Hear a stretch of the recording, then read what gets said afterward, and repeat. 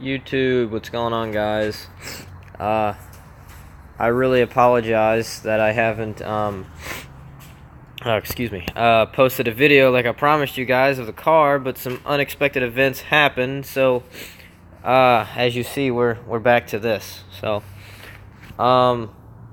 basically I'll take you through the rundown. I know the last video I explained the electrical issues, took it back for the polish tune like I said I was, and ended up the the car was overfueling by 50%. Didn't wash any rings, thank God. But I got that taken care of, changed the plugs, and then we left for Mustang Week in September, and we get up there. It did great. Rode with a bunch of my Yodi friends. So yeah, I was a slow one in the group. But we get up there, and I think it was Wednesday night. Wednesday or Thursday night. I did this really obnoxious, like 200-yard, just, I guess you could call it a burnout. The roads were damp, but I just spun it for like 200 yards in front of Hooters.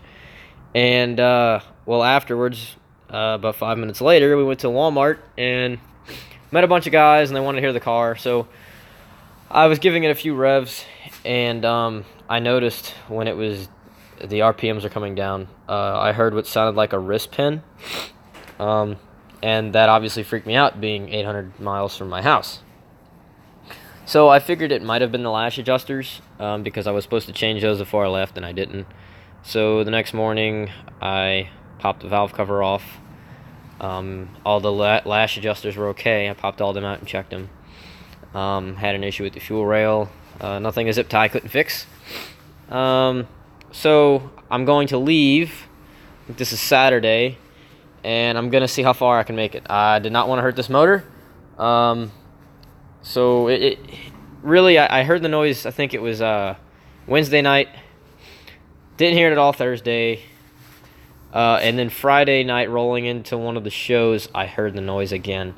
So it was very intermittent, and it was actually very distinct. I could hear it coming from Bank 1 for sure, which kind of gave me a bit of relief. I didn't know whether to think it was wrist pin or rod knock, but usually at rod knock, you're chasing the sound all around the motor. But it was definitely coming from Bank 1.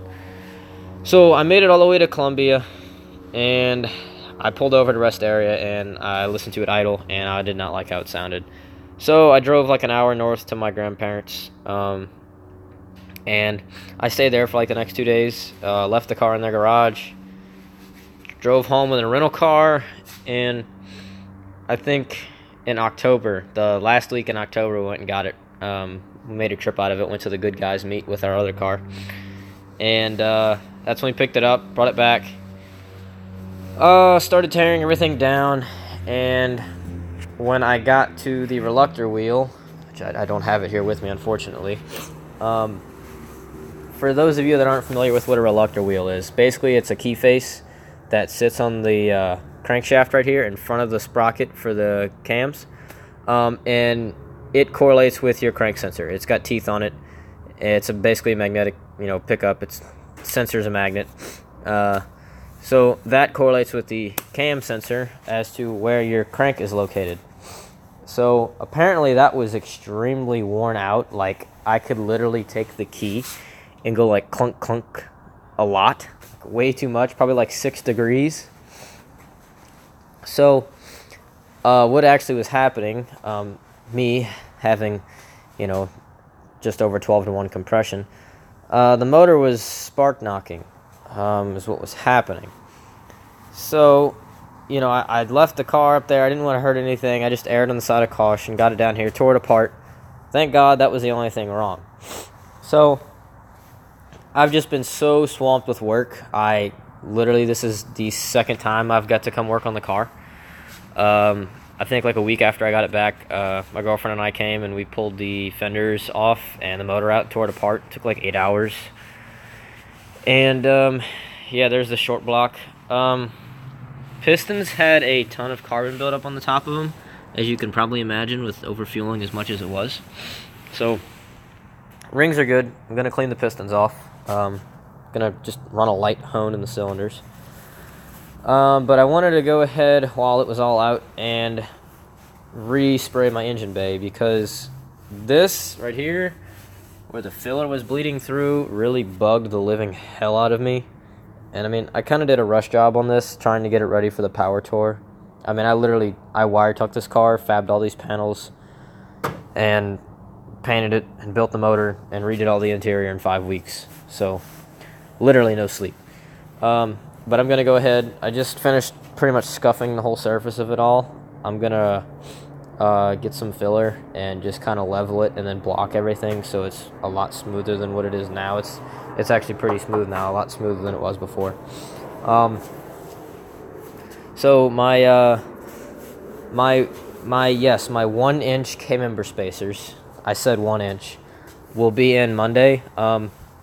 Reason being is because I have a Victor Jr. intake with a sheet metal plenum and a nitrous plate kit that is a 1/2 inch thick under a stock Cobra hood. I'm not a big fan of cowls. Don't ask me why I wanted to be difficult. I don't know why. I just know that I love the way my Cobra hood looks, and I wanted to keep it. So we've got a Eddie topped 2-valve with a sheet metal plenum and a nitrous plate that fits under a stock hood now. So that's that. I ordered a new set of lash adjusters for the heads, which are over there. And I have to order another set of injectors. My injectors kind of like broke apart when I was pulling the fuel rail off. So yeah, there's that. And let's see, what else? This is kind of a on-the-fly thing. Obviously, you see I'm live. What the hell else was there? Oh yeah, and I dropped a coil pack and broke one, so I need to get one of those. And fuel line fitting, the quick disconnect.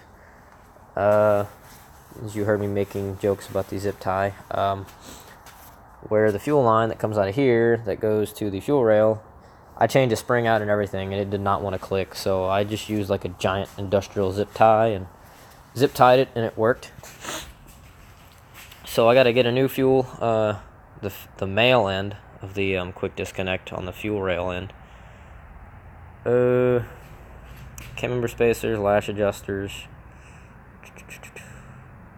I'm not really sure if there's really much else. I mean, it was relatively cheap fix. I don't have to replace any hard components other than the reluctor wheel, which shout out to MMR for making a billet reluctor wheel.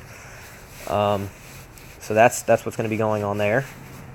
New lash adjusters, also courtesy of MMR. And I think we're going to go ahead and throw the new clutch up in here. There's a lot to do. My brain is going 1,000,000 miles a minute right now, and I can't think. But in the next weekend after Christmas, my best friend's gonna come down, and he's gonna bring his hone and his tapered ring compressor, and just gonna get the carbon off the tops of the cylinder bores, as you see, because there is quite a bit. I've already cleaned a little bit of it off, and then we'll slap the short block back together, put the heads back on, and I guess I've got between now and then to fill all this and block it, level it, prime it, paint it all over again. So that's going to be interesting, with obviously Christmas being here. So hopefully the paint will look a lot nicer than it did last time. Valve covers. Yes, I need to get a new set of valve covers, because these valve covers have had, like, I'm not kidding, like 5 layers of paint on them. And I'm not sanding and painting them anymore. So I'm just gonna buy a new set, and I'm gonna buy a new set and hydro dip them. I was kind of thinking of just painting them the same color, as my car, the Snow White Pearl, and just doing a carbon fiber hydro dip over that, and there's a pretty sweet skull design, bunch of screaming skulls, also hydro dip, that I think I'm gonna go ahead and maybe dip my intake and timing cover in. So yeah, that's pretty much where the car's been. I really apologize for not posting. I've just been, like I said, so busy with work. This is the second time I've been able to work on the car since October, so I've just been extremely busy. But definitely here in the next month, it'll be back on the road again, and I know I'm gonna have a few little issues to sort out. Gonna go get it retuned again, get the suspension set right. I'll have to go get an alignment, and then once the car is all good and well, I'll be making a video. As far as more casualties goes, on the trailer on the way home, I went through a storm, and well, my 2016 GT350 hood vent just flew off. I don't, somewhere in Georgia, but I was really upset about that. So, but that's okay. I'll just buy another one. They've come down dramatically, thank God. They were like $160 when I decided to do that hood, and now they're like 50. So that's always good. But yeah. So Mustang Week 2018. This thing will, minus having the wheels that I want, this thing will pretty much be finished. I'm guessing sometime between now and then I'm going to be putting a back half, just a half cage in here, just a 6-point, with the removable door bars. So that's going to go in here. And here's a video of the interior. I know I never showed you guys. Sorry for the lighting. This is pretty much the interior that you saw in the previous video, and I'd like you guys to look at my shift ball. However, that will be changing soon, because right behind me I've got my my T56. I got the bell housing and everything, clutch fork, Steeda Triax shifter. That's the front brake system. And yeah, so I just really hope that in the next couple few weeks, I can really get some time to get out here and level that out and spray it, and go ahead and clean that K-member up. I might end up repainting that, I don't know. Also got to do tie rod in. Like, this tie rod is bad. It's very bad. I can't turn it, the cross member on the ground. But that's pretty much my update, guys. Like I said, I'm very sorry that that my car let us down, but I'm just glad nothing was hurt. My Terminator crank, or my very expensive pistons and rods. So just be on the lookout here. I don't know. There may or may not be a another update video. There'll probably be another update video like this sometime in the next couple weeks, just after we get the motor together.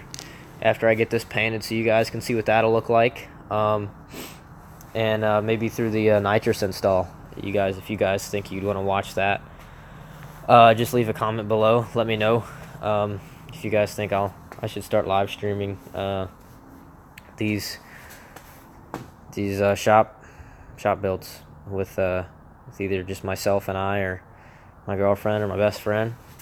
So yeah, guys, I'm gonna rotate this camera around. So really sorry for the extreme delay. I mean, it's a hot rod. What are you gonna do? They always break. Nothing stays perfect forever. But it's okay. I love the car. It's fun. It doesn't stress me out. It's my relaxation. Other than when it leaves me stranded. So I guess I'll make another video for you guys here in a few weeks. On an update on the car again, and then maybe after that is when I'll have the actual video of the whole exterior of the car that I promised you guys in that first update video. So again, I'm sorry, but if you guys would like to see more of this junk, just leave a comment, like, and subscribe. So I'll see you guys in a couple of weeks, man. Y'all have a great afternoon. Later.